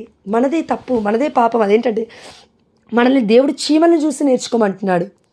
వానికి నాయకుడు లేడు, పర్యవేక్షకుడు లేడు, అధికారి లేడు, అయినను అవి వేసవిలో ఆహారము చేకూర్చుకొనును, కోత కాలమున ధాన్యమును సేకరించుకొనును. ప్రియమైన దేవుడు బిడ్డలారా, మనందరికీ కూడా కోతకాలం దగ్గర పడుతుందేమో. దేవుడికి మహిమకరుని గాక. తెలియకుండా మాట్లాడొద్దు. ఎందుకంటే ఆ సమయము, ఆ గడియ, దేవుడు వచ్చే రాకడ నాకు కూడా తెలీదు, నా తండ్రికి తప్ప అని దేవాతి దేవుడు యేసుప్రభువు వారి శిష్యులతో చెప్తూ ఉన్నాడు. కాలములతో సమయములతో మీకేమి పని? మీ కళ్ళ ముందు ఏదుందో అది చేయండి అంటున్నాడు యేసుప్రభువు వారు. అంటే దీనికి అర్థం ఏంటండి? ఈ ఒక్కరోజు దేవుల్లో నేను బ్రతికానా, సరిపోయా. రేపు పొద్దున లేచి మళ్ళీ రేపు కొత్తది మళ్ళీ మనకి. రేపు మళ్ళీ పొద్దున్న లేచి నేను దేవుల్లో బ్రతికానా, మళ్ళీ అయిపోయింది. ఎల్లుండి లేచి మళ్ళీ దేవుల్లో నేను బ్రతికానా. నైట్లో పొగల చచ్చిపోతే పరలోక రాజ్యం వెళ్తామా? లేవగానే దేవుడికి స్తుతి, పడుకునేటప్పుడు ప్రభువా నేను బ్రతికుంటే నేను చిత్తమైతే ప్రభువా ఈ నైట్ ఒకవేళ చనిపోతే నీ పరలోక రాజ్యం తీసుకెళ్ళయ్యా, నా పాపాలను ఒప్పుకుంటున్నాను అంటే పొద్దున సాయంత్రం సమర్పణ. సూర్యుడు ఉదించడానికి విసుగు చెందట్లేడు, అస్తమించడానికి విసుగు చెందట్లేడు, చంద్రుడు కూడా విసుగు చెందట్లేడు. ఈ లోకంలో ఉన్న ఎన్నో క్రూర మృగాలు, నోరు లేని జంతువులు విసుగు చెందట్లేవు.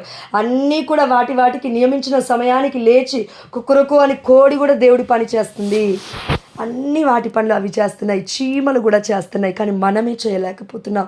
దానికి కారణం అవిధేయత. ఈ లోకానికి విధేయత చూపిస్తే దేవుడికి విధేయత చూపించలేం. ఈ లోకంలో ఉన్న వ్యామోహాన్ని మనం పట్టుకుంటే దేవుడికి మనము ఇంకా లోబడి జీవించలేం. ప్రియమైన దేవుడి బిడ్డలారా, ఒకవేళ మనకి క్రమశిక్షణ భయంకరంగా అనిపించినప్పుడు ఎలా ఉంటుందంటే ప్రేమిస్తలేమని అర్థం. దానికి యేసయ్యని ప్రేమించట్లేమని అర్థం. మొట్టమొదటి ఆజ్ఞ కూడా మనం ఫుల్ఫిల్ చేయట్లేమని అర్థం. బైబిల్ మొత్తము ఆదికాండం నుండి దర్శన గ్రంథం వరకు చదవడం పక్కకు పెడితే అందరికీ నోటుడే ఉన్న వాక్యం, దేవుణ్ణి పూర్ణ హృదయంతో, పూర్ణ మనస్సుతో, పూర్ణ శక్తితో, పూర్ణ ఆత్మతో దేవుణ్ణి ప్రేమించాలి. దేవుడి మీద ప్రేమ లేకుండా ఒకవేళ మన కుటుంబ సభ్యుని ప్రేమించడానికి ప్రయత్నం చేసామనుకో కష్టమైపోతుంది, మనకి ఇబ్బందిగా ఉంటుంది. అంటే కరెక్ట్గా చెప్పాలంటే యాక్టింగ్ చేయాల్సి వస్తుంది. యేసయ్య ప్రేమ లేకుండా బయటికి పోయి జీవించాలంటే చాలా కష్టమవుతుంది. అందుకే ప్రియమైన దేవుడు బిడ్డ, దేవుడు అంటున్నాడు మనతో, సోమరి నీవెంత కాలము పండుకొందువు, ఎప్పుడు నిద్ర మేల్కొందువు. అంటే ఇక్కడ 2 విధాలు కూడా ఉండొచ్చండి. ఒకటి, శారీరకంగా నిద్రలోనే ఉన్నామేమో మనం చాలామంది. శారీరకంగా ప్రార్థించలేకపోతున్నామేమో, నిద్రనే అనుకుంటున్నామేమో. మళ్ళీ మనల్ని మనం సమర్థించుకుంటాం. పర్లేదులే దేవుడు అర్థం చేసుకుంటాడులే. అయ్యో, పరలోక రాజ్యం దగ్గరికి వచ్చిన తర్వాత దేవుడు అర్థం చేసుకోడు. ఆయన ఉగ్రత చూడలేము మనం, అప్పుడు చచ్చిపోతాం మనం. ఆయన ఉగ్రత చూస్తే, దేవుడు ఉగ్రత కరుణామయుడు అంటున్నాం కదా, ఎస్. కానీ దేవుడు న్యాయాధిపతి అండి, పక్షపాతి కాదు, కరెక్టే. కానీ ఆ సమయంలో పక్షపాతే. ఎప్పుడు? గొర్రెల్ని వేరు చేస్తాడు, మేకల్ని వేరు చేస్తాడు. తప్పకుండా పరలోక రాజ్యం తీసుకెళ్లే వాళ్ళని తీసుకెళ్తాడు. మిగతా వాళ్ళందరినీ కూడా ఏం చేస్తాడు? నరకాగ్నిలో వెళ్ళిపో, నువ్వెవరో నాకు తెలియదు అంటాడు. ఇంత భయంకరమైన పరిస్థితి. 1000 సంవత్సరాలు పండ్లు కొరుక్కుంటారు, చర్మం మొత్తం ఆ యొక్క ఏంది ప్రభాది పురుగు చావదు, అగ్ని చల్లారదు. అంత భయంకరమైన పరిస్థితులకు మనం వెళ్ళకముందే మనం ఇప్పుడున్నప్పుడే రియలైజ్ అవ్వాలండి. ఈ లోకంలో ఉన్నప్పుడే. చచ్చిపోయిన తర్వాత వెళ్ళలేంగా. చచ్చిపోయిన తర్వాత మన కోసం ప్రార్థన చేసే వాళ్ళు కూడా కరివే ఉంటారు, ఎందుకంటే చాలామంది అప్పటికే మరణించుంటారు కాబట్టి. అంటే దేవుడు ఏమంటున్నాడంటే, సోమరి అనేది కేవలం ఇది శారీరకంగా లేవకుండా ఉండడమే కాదు, ఆధ్యాత్మికంగా కూడా. ఏంటి దానికి అర్థము? ఇంకను కొంచెము సేపు కన్ను మూసి, కొంచెము నిద్రించి, కొంచెము చేతులు ముడిచి విశ్రాంతి తీసుకోగోరెదవు కాబోలు. అలారం మూగింది, బంజయ్. నిద్ర వస్తుంది, మంచిగా ఉంది, ఏసీలో పడుకున్న బంజయ్. ఫ్యాన్ మంచిగా స్పీడ్గా ఉంది, చలి పెడుతుంది, 2-3 దుప్పట్లు కప్పుకో, అయిపోయి మన పని. మెస్లీ పడుకోవడానికి ప్రయత్నం చేస్తాం, కానీ లేచి ప్రార్థన చేసుకోవాలని మనలో చాలామంది, తక్కువ మంది అండి ప్రియమైన దేవుడి బిడ్డలారా. ఎందుకంటే ఆధ్యాత్మికంగా శక్తి మనకి కావాలంటే దేవుడి స్వరానికి విధేయత ఇచ్చిన వారికి అవుతుందండి. అందుకే మనం ఎందుకు విడుదల కావాలంటున్నాం అంటే, విడుదల ఎక్కడ మనుషులలో లేదది, యేసయ్యలో ఉంది. వాక్యమే యేసయ్య కాబట్టి. ఫర్ ఎగ్జాంపుల్, ఇందాక ఒక ఎగ్జాంపుల్ చెప్పాను కదా, ఒక తల్లి మెసేజ్ పెట్టింది వర్డ్ ఆఫ్ గాడ్ పెట్టమని. ఎస్, పెట్టాము, అయిపోయింది. ఆ బిడ్డ నేను అనుకున్నాను, ప్రభువా నువ్వు ఆ బిడ్డతో మాట్లాడి అయిపోయింది, ఇంకా నా బాధ్యత లేదు, ఊరికే నేను నా వైపు తిప్పుకోలేనని. ఆ బిడ్డకి నేను చెప్పాను, అమ్మ నేను నీకు 1 వీక్ వాక్యం ఎందుకు పెట్టానంటే, మళ్ళీ 2వ వారం నుండి కనీసం ఒక అధ్యాయం స్టార్ట్ చేస్తావేమో అనుకున్నా. 3-4 వారాలు లేదంటే ఇంకో 2-3 వారాలు అయిన తర్వాత ఇంకొక 2 అధ్యాయాలు స్టార్ట్ చేస్తావేమో అనుకున్న తల్లి. ఇంకొక నెల తర్వాత 2-3 నెలల తర్వాత ఇంకో 2 అధ్యాయాలు. అంటే మెల్లమెల్లగా మెల్లమెల్లగా మెల్లమెల్లగా ఇప్పుడు బాడీ ఎదుగుతున్నప్పుడు మనందరికీ ఏ విధంగా అయితే ఆకలి ఎక్కువైనప్పుడు ఒక పావు కిలో చికెన్ తినాల్సి వచ్చినప్పుడు అర్ధ కిలో చికెన్ తింటాం కదా, పట్టకపోయినా అర్ధ కిలో తినాల్సి వచ్చినప్పుడు 3 పావు కిలోలు తింటాం కదా 3 పూటలు, లేదంటే ఒక పూట కూడా తింటారు కొంతమంది. అంటే అంతే, శరీరాన్ని బట్టి కూడా ఉంటుందండి, దానికి తప్పేం లేదు. కానీ అతి భోజనం పిత్తకి భయంకరం అని ఉంది. ఎక్కడో ఉంది ప్రభు ఈ మాట ఉందండి. అంటే ముడ్డికి చేటు అని అర్థం. లిటరలీ చెప్పాలంటే బైబిల్ వాక్యమే చెప్తుంది, నేను కాదు చెప్పేది. తిని తిని తిని తిని తిని తిని సారీలో మోషన్ వెళ్తున్నప్పుడు బ్లడ్ పడడం, మోషన్ వెళ్తున్నప్పుడు ఆ యొక్క పైల్స్ రావడం, మోషన్ వెళ్తున్నప్పుడు ఇలాంటి భయంకరమైనవి రావడం ఎందుకు జరుగుతుంది అంటే పునీతుల గురించి మాట్లాడతలేనండి. నేను మాట్లాడేది మన మానవులు, మనం దేవుడికి అవిధేయత జీవించినప్పుడు జరుగుతున్నాయి ఇవన్నీ. తినడం కొంచెం కంట్రోల్లో పెడితే ఆటోమేటిక్గా అది కుదురుకుంటుంది కదా రోగం. మంచిగా టయానికి నిద్రలేస్తూ దేవుని స్తుతిస్తూ మళ్ళీ కొంచెం దేవుని అడిగితే కొంచెం ఆ యొక్క జాబ్లో దేవుడు కంఫర్ట్నెస్ ఇస్తాడు కదా, తప్పక బిజినెస్లో కొంచెం దేవుడు రిస్క్ని తగ్గిస్తాడు కదా. కానీ మనం ఇట్లా అడగమండి, ప్రభువా నిన్ను ప్రార్థించుకునే సమయం కావాలి కాబట్టి నాకు జాబు ఒక మంచిది కొంచెం ఈజీది ప్రభువా, తద్వారా 1 గంట నీతో గడపగలుగుతానయ్యా అనే ప్రార్థన ఎట్లా ఉంటుంది. నా జాబీ 10 లక్షలు లేదంటే 2 లక్షలు లేదంటే 3 లక్షలు అంతగాని ఇప్పుడు 20,000 వస్తున్నాయి, 45,000 ఒక జాబీ అయ్యా. ఇదే అండి మనం అడిగే విధానం. దేవుడు అంటున్నాడు, నేను ఎక్కడున్నానమ్మా నీ జీవితంలో, నేను ఎక్కడున్నాను తల్లి నీ జీవితంలో. ప్రియమైన దేవుడు బిడ్డలారా, మా ఆయన అడుగుతూ ఉంటాడు దేవుని జాబ్ గురించి. నేను ఒకటే అన్నాను, దేవుడి చిత్తం అయితే ప్రభువా నువ్వేమనుకుంటే గజ్జేయి, కానీ 10,000 మంది కోసం ప్రార్థన చేయడం మర్చిపోవద్దు. ఇది ఒక్కటైతే దేవుడు గుర్తు చేస్తూనే ఉంటాడండి ఇప్పటికీ. దేవుడికి మహిమ కలుగాక. ప్రియమైన దేవుడి బిడ్డలారా, మనం మనుషులం కరెక్టే, పర్ఫెక్ట్గా అయితే బ్రతకలం, ఇది తెలుసు దేవుడికి. అందుకే దేవుడు ఏమంటున్నాడంటే ఎస్ మీకు చాతవ్వదు, ఏ సమయంలోనే ఎప్పుడైనా మీ వల్ల అవ్వదు. అందుకే మీరు ఆత్మను అడగాలి అని లూకాసు వార్త 11వ అధ్యాయం 13వ వచనం సెలవిస్తూ ఉంది. దేవుణ్ణి అడిగితే, నా తండ్రిని అడిగితే ఆయన పరిశుద్ధాత్మ దేవుని ఇవ్వడా? ఎందుకు పరిశుద్ధాత్మ దేవుడు? మనకు తెలియని మూలుగుల ద్వారా పరిశుద్ధాత్మ దేవుడు మొరపెట్టినప్పుడు పరలోక వాకిళ్ళు తెరవబడి నేను దీవెన వద్దన్నా కూడా కుమ్మరించబడుతుంది దీవెన. ఆమేన్. ఎందుకు? పరిశుద్ధాత్మ దేవుడు చేసే ప్రార్థన వేరు. ఈ లోకంలో మెటీరియల్ బ్లెస్సింగ్స్ అడగడు పరిశుద్ధాత్మ దేవుడు, మనలో ఉండి మొరపెడుతున్న పరిశుద్ధాత్మ దేవుడు. ఒకవేళ మొరపెట్టడం కూడా బంద్ చేశాము, ప్రార్థన కూడా బంద్ చేశాము అంటే ఇంకా దేవుడైతే చాలా బాధపడతాడండి. కనీసం ప్రార్థనలో చేతులెత్తడం, మోకాళ్ళ ప్రార్థన చేయడం అతి శక్తివంతమైనవండి. ఉపవాస ప్రార్థన ఇంకా శక్తివంతమైనది. వ్యాధిలో ఉన్నప్పుడు చేసే ప్రార్థన ఇంకా శక్తివంతమైనది. మూలుగల ద్వారా అంటే పరిశుద్ధాత్మ దేవుడు చేసే ప్రార్థన ఇంకా శక్తివంతమైనది. ఇంకా బ్రవా స్తుతి ప్రార్థన ఇంకా శక్తివంతమైనది. పౌలు శిలాసులు చేసిన ప్రార్థన. ఇప్పుడు జపమాల ప్రార్థన చేస్తున్నాం మనం. మరియ తల్లిని ఆహ్వానించాలి. మరియ తల్లిని ఆహ్వానిస్తూ, అమ్మా నా పక్కనే ఉండు, నేను అయోగ్యకరంగా బై మిస్టేక్లో కూర్చొని లేచి మోకరించి మొత్తము ఇట్లా పడుకొని సాష్టాంగ నమస్కారంగా చేస్తున్నానేమో, అయితే అమ్మ తెలిసి తెలియకని ఎట్లా చేస్తానో నాకు తెలియదు, నీ మధ్యస్థ ప్రార్థన ద్వారా దయచేసి లోపాలుంటే వాటన్నిటినీ యేసయ్యకి సమర్పించి ఈ ప్రార్థనకి సమాధానం దయచేయమని అడగమ్మ నువ్వు అని సమర్పణలో కూడా పరిశుద్ధాత్మ దేవుడు ఇన్వాల్వ్ అవుతాడు. అంటే మన ప్రార్థన విన్నాడు అని మనం గర్వంగా చెప్పుకోవడానికి కాదు కానండి ప్రియమైన దేవుడి బిడ్డలారా, మధ్యస్థ ప్రార్థన అడగడం కూడా ముఖ్యమే. మరియ తల్లిని, పునీతుల్ని. అందుకే మనందరికీ దేవాదేవుడు చెప్తున్నాడు 11వ వచనంలో మళ్ళీ ఒక మాట అన్నాడండి, తప్పుగా అనుకోవద్దు. కానీ ఎంతలోనే ఇంకను కొంచెం సేపు పడుకుంటాలే అయ్యా, దేవుడితో ఒక్కొక్కసారి మనం అంటాం కదండి. కొంచెము సేపు కన్ను మూసి, కొంచెము నిద్రించి, కొంచెము చేతులు ముడిచి, కొంచెము విశ్రాంతి కోరెదవు కాబోలువు. కానీ ఇంతలోనే దారిద్ర్యము దోపిడికారుని వలె నీ మీదికి వచ్చును, పేదరికము ఆయుధ హస్తము వలె నీ మీదికి ఎత్తి వచ్చును. దేవుడి చిత్తమైతే కాకుండా ఉండునుగాక. ఆమేన్. అంటే చాలామంది మనలో పేదరికంలో ఉన్నాం, పేదరికం ఓకే, ఒక అంతకు అది ధన్యత్వమే దేవుడి కోసం. అయితే చాలామంది పునీతులు అట్లా చేశారు. కానీ మన సోమరిపోతుతనం వల్ల, నాలాంటి వాళ్ళు ఎవరైనా ఉంటారు కదండి జాబ్ చేయకుండా, నా సోమరిపోతుతనం వల్ల, నీ యొక్క ఏమంటారు ప్రబోధని తిండిపోతు తత్వం వల్ల, అతి ప్రియ భోజనత్వం వల్ల, అహంకారం వల్ల, గర్వం వల్ల, అసూయ వల్ల, ఓర్వలేనితనం వల్ల, వీటన్నిటి వల్ల, చావైన 7 పాపాల వల్ల నేను చేస్తున్నది దేవుడికి ఎంత మాత్రము అది ఇష్టముగా ఉండదు, ఆయాసకరంగా ఉంటుంది. మరి ఇప్పుడు ఏం చేయాలి? సింపుల్, ఏం లేదు. పొద్దున్న లేసామా 2 చేతులు, మదర్ తెరేసమ్మ గారు మనకు నేర్పించిన ప్రార్థన. ఈరోజు నేనేం చేయాలో నాకు నేర్పించయ్యా, నీ ప్రేమతో నా హృదయాన్ని నింపయ్యా, నా వల్ల అయితే అవ్వదు కాబట్టి నువ్వు మాత్రమే నన్ను నడిపించయ్యా. పెద్ద పెద్ద లైన్లు కూడా అవసరం లేదు. దాని తర్వాత ఎట్లాగో డివైన్ మర్సీ ప్రేయర్ చేసుకునే వాళ్ళు చాలామంది చేసుకుంటున్నారు, దేవుడికి మహిమకరం కాక.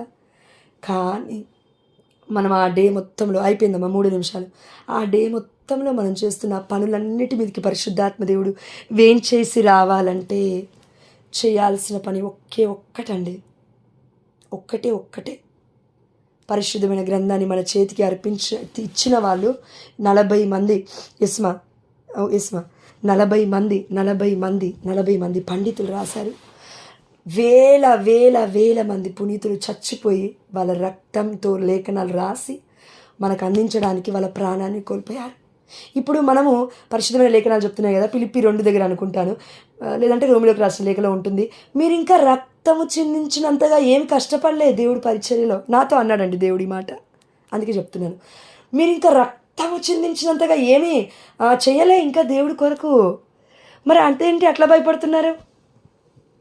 కాబట్టి ప్రియమైన దేవుడు బిడ్డలారా, విడుదల మాకు కావాలి అన్నప్పుడు నేను బైబిల్ వాక్యం ఇస్తున్నాను దేవుడి కృప వల్ల, నేను కూడా రాయాలి. ఎస్, వైస్ వర్స, మన ఇద్దరికి చెల్తుంది ఇది మాట. అంటే ఇప్పుడు నేను ఒకసారి ఇచ్చిన తర్వాత నువ్వు రాయకుండా నీ ఇష్టం వచ్చింది చేసుకుంటే, అంటే ఇప్పుడు నువ్వు నన్ను అడిగావు, నేను ఒక 2 నిమిషాలు ప్రేయర్ చేసుకున్నాను, ప్రభువా ఏ వాక్యం ఇవ్వమంటావు అని అడిగాను, నీ పరిస్థితులు నువ్వు నాకు చెప్పకముందే దేవుడు చెప్పాడు ఇవ్వమని. ఇచ్చినప్పుడు నువ్వు అది రాయలే, అసలు వినలే, ఏదో పెడుతుందామా అనుకుంటున్నావు. నువ్వెందుకు అడిగినట్లు? టైంపాసా? దేవుడితో ఆటలా? దేవుడి స్వరంతో ఆడుకుంటున్నామా? ఏది దేవుడితోలే? ఎట్లుంటాం మనం? ఎట్లా కనబడతాం దేవుడికి? పిచ్చోల దుష్టుడు కనబడ్డట్టు కనబడతాం ఇప్పుడు మనం దేవుడికి. ఎందుకు? బప్తిస్మా యోహాన్ గారు ఉత్తుగానే అనలేదండి ప్రియమైన దేవుడు బిడ్డలారా. రవి ఫాదర్ ద్వారా నాతో మాట్లాడినారు రిట్రీట్లో. ఓ సర్ప సంతానమా, రానున్న అగ్ని నుండి మిమ్మల్ని ఎవరు కాపాడతారు? బప్తిస్మా యోహాన్ గారు అంత ధైర్యంగా మాట ఎట్లా అన్నారండి? అక్కడున్న ప్రజల యొక్క లోపల ఉన్న కపటం తెలుసు. జాబ్ కోసమా, కుటుంబం కోసమా, గర్భఫలం కోసమా, బిజినెస్ కోసమా దేవుని అమ్ముకుంటుంది మనం. జాబ్ పోగానే దేవుడి మీద ప్రేమ పోతుంది, ఏదైనా ఇవ్వకపోతే దేవుడి మీద ప్రేమ పోతుంది. అది అన్నీ ఇచ్చి మంచిగా పెద్ద డూప్లెక్స్ హౌస్లో పెడితే మంచిగా ఉంటుందా? మనకి ఉన్నవి తీసేస్తే ఉండలేమా దేవుల్లో? అది నిజమైన ప్రేమ కాదండి, అది నిజమైన ప్రేమ అసలే కాదు. దేవుడు ఇచ్చినా ఇవ్వకపోయినా దేవుడికి స్తోత్రం. నాకు తెలిసి మేబీ మన 10 ఏళ్ళు ఉన్నాయా, ఎంతమంది ఉన్నారు ఇప్పుడు? 54-55 మంది ఉన్నారు. ఓకే, ఓవరాల్గా వేసుకుందాం. కుటుంబ సమేతంగా జాయిన్ అయితే ఒక 60-70 మంది అనుకుంటే, లెక్క పెడితే 7 వెళ్తారో లేదో తెలియదండి, దేవుడు తెలుసును గాక. తీర్పరు నేను కాదు, దేవుడు కాబట్టి. అంటే ప్రియమైన దేవుడు బిడ్డ, అంత భయంకరమైన పరిస్థితులకు మనం రావడానికి కారణం ఒకటే, కృతజ్ఞత చెల్లించలేకపోతున్నాం. దేవుడు ఎంత దయ చూపిస్తున్నప్పటికీ, ఎంత కృపని చూపిస్తున్నప్పటికీ అది కాళ్ళారా మనం తన్నేసుకుంటున్నాం. చూడండి, దేవుడితో మనము నిశ్చయముగా 6 నెలలు సహవాసం చేస్తే నిజంగా మన బ్రతికే మారిపోతుంది. ఆమేన్. కానీ అందులో ప్రశ్నించే ఆత్మ ఉండకూడదు. ఆనాడు ఇజ్రాయేల్ ప్రజలాగా దేవుని ప్రశ్నించకూడదు. ఇచ్చినప్పుడు ఒకలాగా, లేనప్పుడు ఒకలాగా, మోషేని తిట్టుకోవడం, ఆరోని తిట్టుకోవడం, దేవుడు ఇచ్చిన బిడ్డలు తిట్టుకోవడం, ఇట్లా చేయకూడదు. వాళ్ళ బాధ్యత వాళ్ళు చేస్తున్నారు, మన బాధ్యత మనం చేద్దాం. సరిదిద్దినప్పుడు తీసుకోగలగాలి. Yes lord, yes. అదేవిధంగా ప్రియమైన దేవుడు బిడ్డ, మరియ తల్లి ఎలిజబెత్తమ్మతో 3 నెలలు ఉంది. సర్ప సంతానమా అని మాట్లాడుతున్న ప్రవక్త ఎలిజబెత్తమ్మకి పుట్టిన బప్తిస్మా యోహాను గారు. అంతెందుకండి, పరిశుద్ధమైన గ్రంథంలో మనం తప్పుడు మాటలు మాట్లాడదని అంటారు కదండి. ప్రియమైన దేవుడు పరిశుద్ధాత్మ దేవుడు కంట్రోల్ తీసుకున్నప్పుడు తెలియట్లేదు మనకి చాలామందికి. అదేంటంటే, అమ్మో ఇంత గట్టిగా మాట్లాడతాడా దేవుడు? ఉండండి, నిజంగా అది మనం బైబిల్ మొత్తం చదివితేనే అర్థమవుతుంది. దేవుడు యేసుప్రభువు వారు ఒక మాట అన్నారండి. ఆ ధర్మశాస్త్ర బోధకుడు, సారీ పిలాత ఇంకెవరో ఉన్నారు కదా ప్రభు అక్కడ, ఇదిగో పోయి ఆ నక్కతో చెప్పు అన్నాడు యేసుప్రభువు వారు. నక్క, అంత పెద్ద మాట మాట్లాడొచ్చా యేసుప్రభువు వారు? అంటే దేవుడు కాదా యేసుప్రభువు వారు? ఆయనకు తెలియదా మానవత్వం? యేసుప్రభువు వారు మానవుడై ఉన్నాడు, కంప్లీట్గా దేవుడై ఉన్నాడు సంపూర్ణముగా. ఆయన ఎందుకు అంత భయంకరమైన మాట అన్నాడు? ఒక మనిషిని తిట్టాలని ఇష్టమా దేవుడికి ఏమన్నా? కాదండి. చెప్పి చెప్పి చెప్పి చెప్పి విని విని విని విని ఎంతో ప్రార్థనలు చేసి చేసి చేసి ఏసే అలసిపోతున్నాడు. అలసిపోకపోయినా ఇప్పుడు మళ్ళా అంటున్నాడు, నేను దయ చూపిస్తాను. మనం బాగా పాడతాం కదండి. దయచూపుమా దయామయా నా కోసం బలి అయిన నా యేసయ్యా. ఏది మరి రిజల్ట్ మన జీవితంలో?